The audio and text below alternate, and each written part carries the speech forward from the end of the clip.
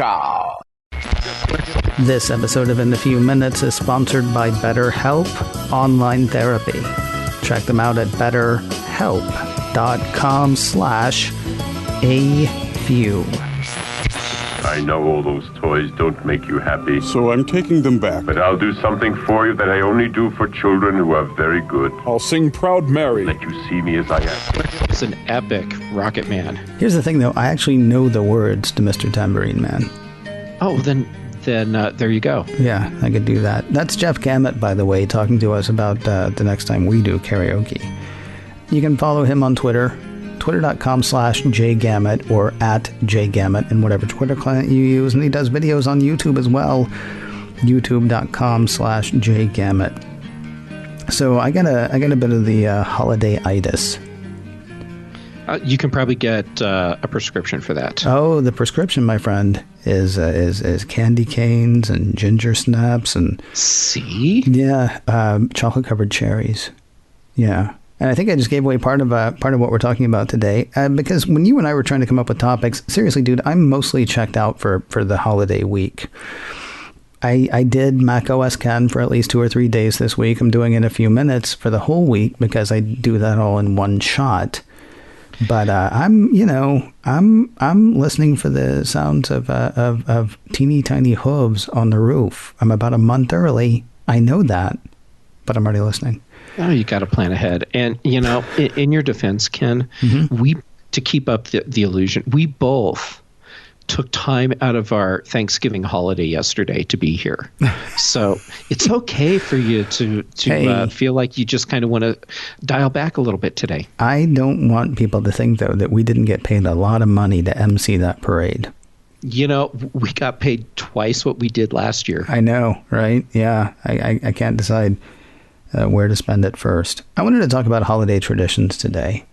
And part of that is just because I'm not feeling the holiday thing, man. I say I've got holiday-itis, but really what I've got is like a day or two off kind of excitement. Now, I have had a couple of things happen that I'm like, oh yeah, that, and maybe it's because I think people have probably picked up on this by now, but if they haven't, I'm in Southern California where the difference between one season and another season is not quite negligible, but almost.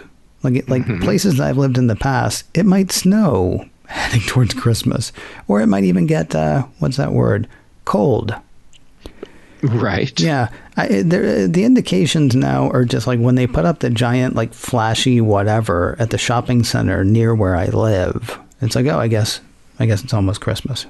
So I kind of want to talk about traditions. Things that you used to do that you don't do anymore, things that, have stuck around, like some of the favorite ones that you still practice. And then I do want to talk about embarrassing traditions as well, because everybody's got them. I mean, they feel right to you, but then, you tell somebody about it and they're like, why is that a thing? And it's like, well, because it's always been. I'm curious, go back in memory. What is a thing that you used to do as a Christmas tradition? Or a holiday tradition. I'm sorry, I shouldn't pigeonhole, but as a holiday tradition. Well, it was like my extended family is big, so we would all get together at one family's house on Thanksgiving and have a big meal, and then at the other family's house on Christmas for a big meal. So, there was that tradition. And as all of us kids, the cousins, as we all grew up and went our separate ways, that one kind of fizzled out. The tradition that was around for a long time, and I think in part because my mom really wanted to keep it around. So like my sister and I were older, so like teenage years at this point practically, and my brother, who's 10 and a half years younger than me, is still younger, so we would do those same things that we did when my sister and I were kids, like on Christmas morning we couldn't go downstairs until mom and dad got up, And so we had to sit at the top of the stairs and wait. So here we are, much older and otherwise beyond that kind of tradition, but we still continue to do that, and I'm okay with that because it was really important for my little brother. He was far enough behind us that dropping those traditions, I think, would not have been fair to him. So so we would just sit there at the top of the stairs until Mom and Dad would say, "Okay, come on down." Right.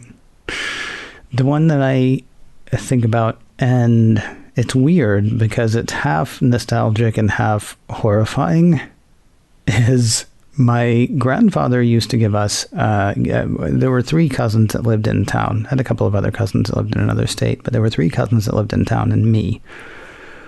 And my grandfather would give us each $10. And then my aunt, who was not their parent, she was my aunt, she would take us downtown to go shopping at I think Harvey's was the name of a department store that was a chain in Nashville when I was growing up, and I think either Castnernaut or Kane Sloan, those were 2 as well. And I say it's partly horrifying because one of them had a talking Christmas tree, and I just remember it like freaking me the freak out when I was a kid, right? But yeah, and we like get food, I guess. And the thing that I realized, that just honestly, just this year, the thing that I realized is that tradition for me would have been him keeping an older tradition alive, kind of like what you're talking about with your brother. Because by the time I was 8, 9, whatever age this was, there were malls. There were malls, there was 100 Oaks, there was Rivergate Mall. I think Hickory Hollow was just opening up. So, I mean, there were malls all around the Nashville area. And, but the thing is, when my aunt, uncle, dad, other aunt, when they were kids, you would have gone downtown to go shopping because downtown's where you went. And so, they would give us money and send us downtown, which by the time I was in my 20s, I mean, I would go downtown because there was nothing. I would go downtown because there were no people. There was no anything. Now, funny enough, Nashville has swung back around where downtown is where you go if you want to pay $20 an hour to park and buy overpriced souvenirs and hear lots of live music. I mean, it does have its, good moments, and drink. That would be another thing you can do down there as well. But it's weird to think about, because who's going to talk to an 8-year-old about this or a 9-year-old about this? It didn't occur to me that my tradition was actually keeping their tradition alive as well, which makes me miss it. Makes me miss it even more. Except for that talking Christmas tree, I really hope that ended up on a fire someplace because it still scares me when I think about it.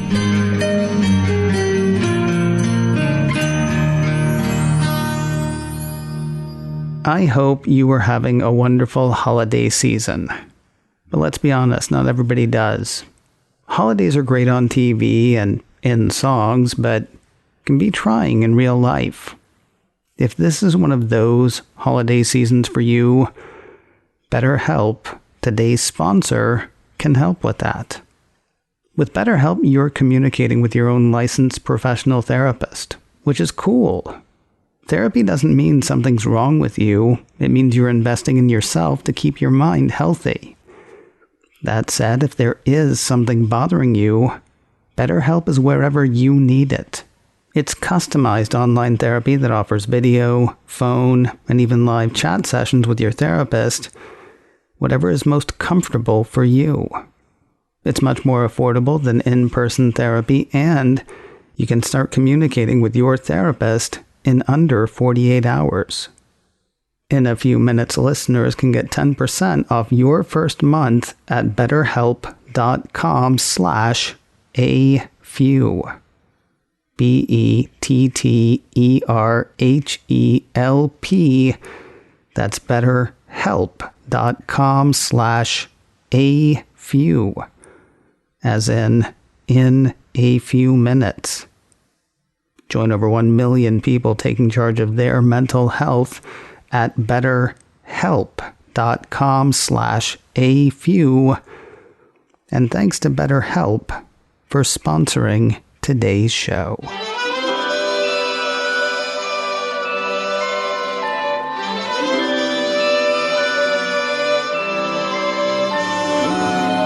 Ho, ho, ho, and mistletoe, and presents for pretty girls, as they say in it's Charlie Brown Christmas, I believe. I think it was Sally that said that, or maybe it was Lucy. I can't remember. Anyway, we're talking about Christmas stuff. We're talking about traditions, and I'm curious, what is a current tradition that you still have going, and how long has it happened, and how did it happen, and all those things?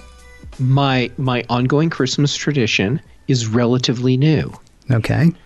A few years ago, there was one Christmas where coming like up into December through Thanksgiving, I was just not feeling any of the holiday spirit that I felt like I was obligated to feel. Yeah. And which is actually okay. You don't have to feel a holiday spirit. There's no law that says you have to feel that. But I felt like I wanted to do something that kind of created at least a modicum of a holiday feel for me. So on a whim, I bought a Lego Advent calendar. Oh, I remember this. Yes. You've told me about that before. Maybe you took a picture of it. I can't remember.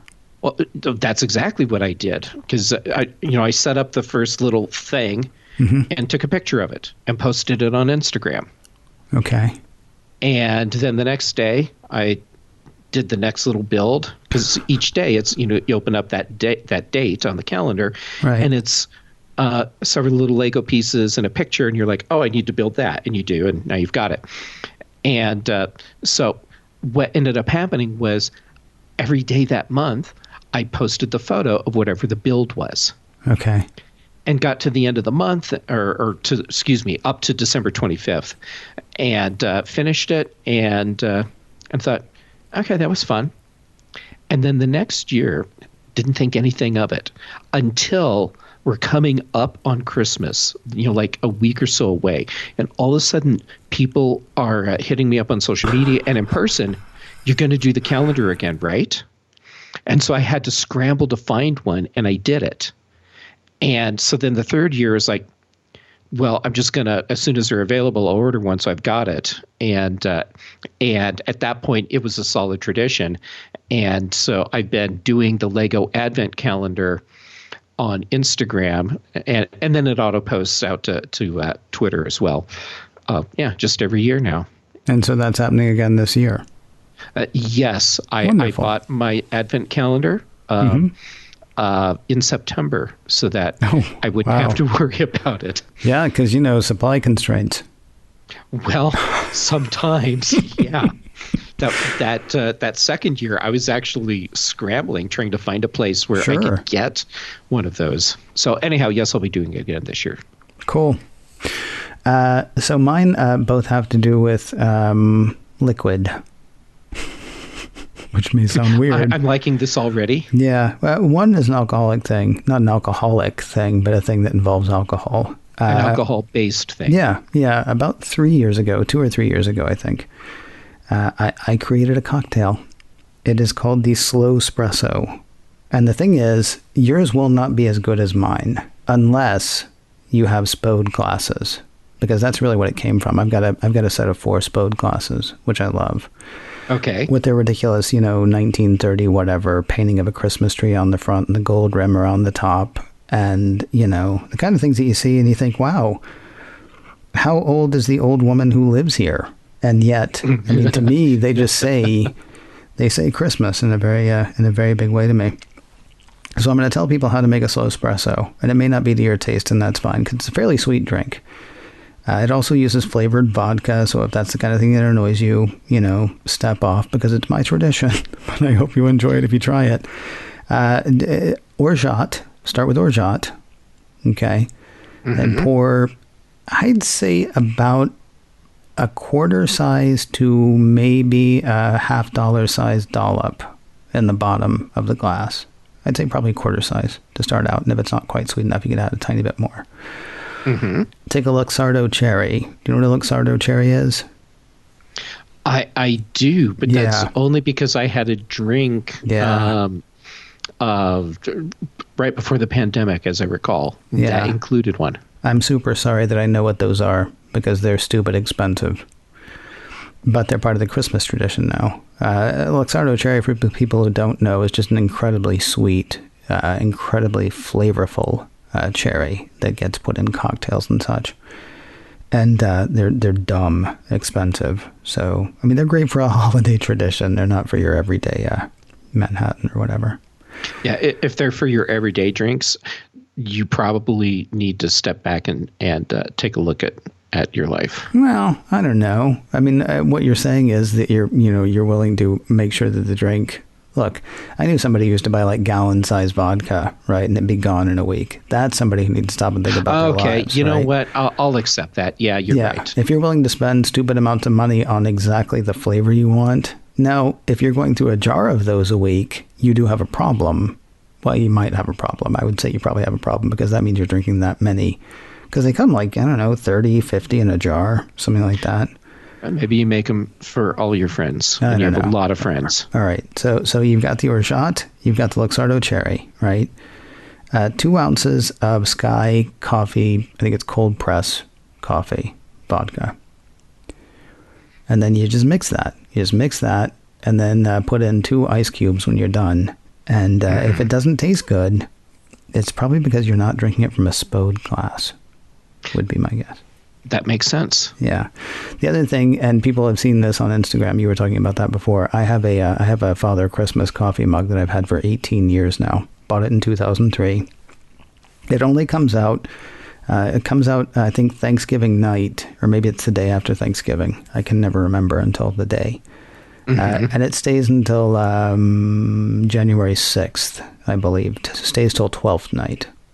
And then it comes out for the week of Christmas in July as well. And he's been my pal.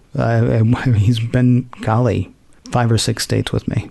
That's cool. When the fires were burning here last year, and they were like, have a go bag, right? I had, whatever I needed as far as clothing was concerned. I had my computer ready to go. I had my backpack. I had a couple of valuables, and in with my valuables was the Father Christmas mug. That's how serious I am about that guy. And every year I'm like, this could be the year that it breaks, and so I've decided I'm going to be fine with it whenever it happens. I just hope it never happened. All right, we got one more thing. Got one more thing to hit. I want to hear what your embarrassing tradition is. Seriously, I've been thinking about this for a long time. Ever since you said, hey, tell me your embarrassing traditions. Right. And I'm really having a hard time finding something that qualifies as a tradition and that I'm actually embarrassed of. Oh, okay. Well, I'll give you one then, and then we'll say happy holidays and get out. Okay. It's Mystery Science Theater 3000 Santa Claus. There are lots of things that I watch every year. There have been many years where I watch Mystery Science Theater 3000 Santa Claus every night. It starts Thanksgiving night, and seriously, I will watch it easily 5 or 6 times. And that's down from I seriously used to watch it every night during the holiday season. I'm kind of embarrassed by that. At the same time, I can say every word along with it. Can you? I cannot. And now who's embarrassed? Honestly, this sounds glorious. Yeah, my embarrassing tradition is not knowing all the words. No, there you go. See? Yeah, all it takes is a lack of imagination and a lot of time.